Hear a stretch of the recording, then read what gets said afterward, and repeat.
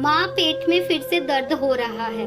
करवट बदलते हुए करा रही थी 15 साल की अम्मू।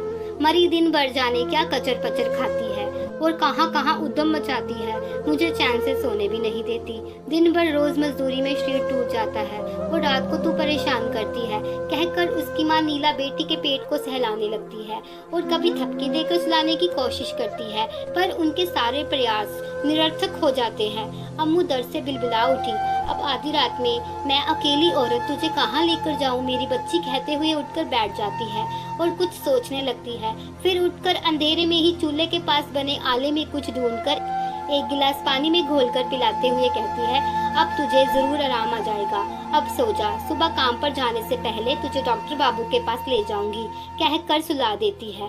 पर उसकी खुद की नींद उड़ जाती है। न जाने क्या बात है, पिछले कई दिनों से इसकी तकलीफ बढ़ते ही जा रही है। हे भगवान, दया करना मुझ गरीब विधवा पर, कोई बड़ी मुसीबत में ना डालना प्रभु। मेरी अम्मू को कोई बड़ी बीमारी ना हो, इलाज के पैसे भी ना जोड़ पाऊंगी। तुझसे कुछ नहीं छुपा है भगवान, प्रार्थना करते हुए सुबह होने का इंतजार करने लगी। सुबह होते ही जल्दी जल्दी घर का काम निपटाकर गांव का सरकारी अस्पताल खुलने से पहले नीला अम्मू को लेकर पहुंच गई। देखिए ना डॉक्टर साहब, मेरी बच्ची कई दिनों से पेट दर्द से परेशान है। डॉक्टर अम्मू को अंदर परीक्षण रूम में जांच करने के बाद बाहर निकलता है तो बहुत परेशान दिखाई देता है। बार बार उनके मुंह से यही शब्द निकलते हैं, ऐसे कैसे हो सकता है। डॉक्टर के हाव भाव देखकर बहुत घबरा जाती है नीला। क्या हुआ है साहब, मेरी बच्ची को घबराते हुए पूछती है। कुछ बड़ी बीमारी का पता चला है क्या, डॉक्टर बोलना चाहता है, पर उसकी वाणी उसका साथ नहीं दे रही थी। गला बार बार सूख रहा था। बड़ी हिम्मत जुटाकर बोला, नीला तुम्हें पुलिस में रिपोर्ट करनी पड़ेगी। समझ नहीं पाई नीला, अम्मू के पेट दर्द से पुलिस का क्या संबंध। उसके दिल की धड़कन और बढ़ गई। घबराते हुए बोली, एक ऐसी मजाक कर रहे हो साहब, शरीर में तकलीफ है इसलिए आपके पास आए हैं। कोई चोरी डकैती या लूटपाट थोड़े ही है।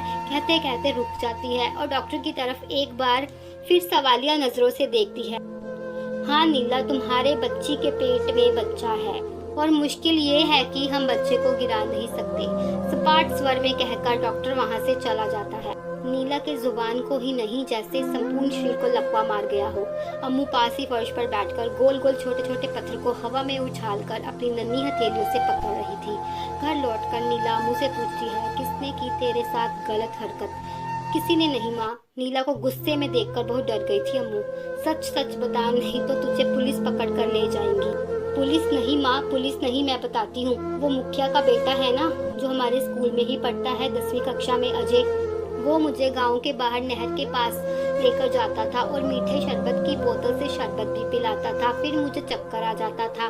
बस बस कर बेवकूफ लड़की, गरम पिघलता शीशा जैसे कानों में कोई डाल रहा हो। कराह उठी थी नीला, पर मन ही मन कुछ दृढ़ निश्चय करती है। पूरे मोहल्ले वालों को लेकर पुलिस चौकी जाती है, रिपोर्ट लिखा जाता है, अपराधी पकड़ा भी जाता है। नीला जैसे कुछ ही महीनों में सदियों को जी ली हो। अपनी बच्ची के बढ़ते हुए पेट का आकार, मलिन होते चेहरे, मरता हुआ बचपन। खैर समय बीत ही जाता है, रुकता नहीं किसी के लिए। सो नहीं रुका। 9 महीने पूरे होने पर असीम प्रसव वेदना के साथ जीवन मृत्यु के संघर्ष के बीच अम्मू ने बेटे को जन्म दिया।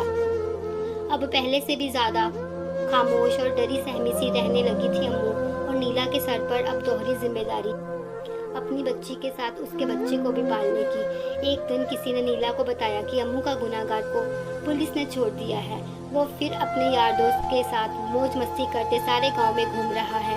खुद को ठगी सी महसूस करती है नीला। फिर पुलिस चौकी जाती है, अपराधी को छोड़े जाने पर नाराजगी व्यक्त करती है।